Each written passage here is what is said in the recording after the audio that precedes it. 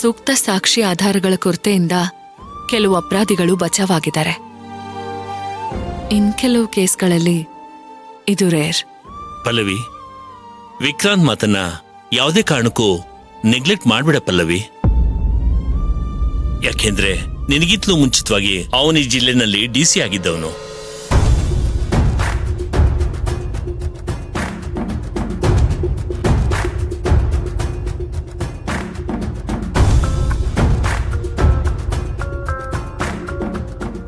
ಈ ಊರಿನ ಮಣ್ಣಲ್ಲಿ ಯಾವ್ಯಾವ ತರ ಗಿಡ ಇದೆ, ಯಾವ್ಯಾವ ತರ ಮರ ಇದೆ ಅಂತ ಅವನು ಗೊತ್ತೇ ಇರುತ್ತೆ.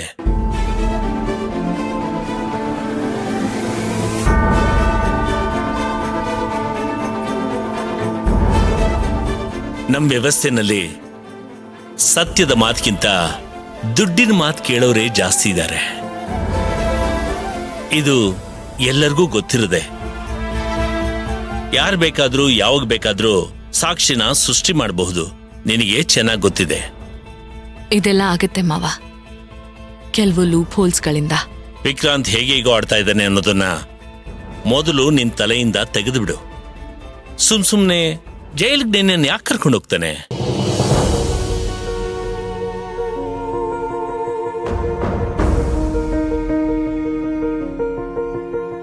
ನೋಡು, ಫ್ರೀ ಆಗಿದ್ದಾಗ ನಾನು ಹೇಳಿದ ಮಾತನ್ನ ಸ್ವಲ್ಪ ಯೋಚನೆ ಮಾಡಮ್ಮ.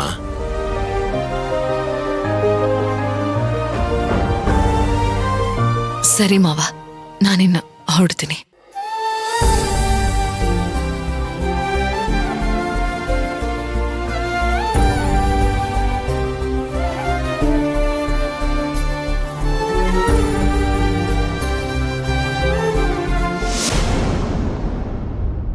ಮಕ್ಕಳನ್ನ ಶಾಲೆಗೆ ಬಿಡ್ಬೇಕಾದ್ರೆ ಕರ್ಕೊಂಡೋಗ್ಬೇಕಾದ್ರೆ ಅಷ್ಟೇ ಅನ್ಸುತ್ತೆ ನಾವು ಮಾತಾಡೋದು. ಫ್ರೀ ಮಾಡ್ಕೊಂಡ್ ಮನೆಗ್ ಬರ್ಬೋದಲ್ವಾ? ಇವತ್ ನೀವು ನಮ್ಮನೆಗ್ ಬನ್ನಿ, ಖಂಡಿತ ನಾಳೆ ನಿಮ್ ಮನೆಗ್ ಬರ್ತೀನಿ.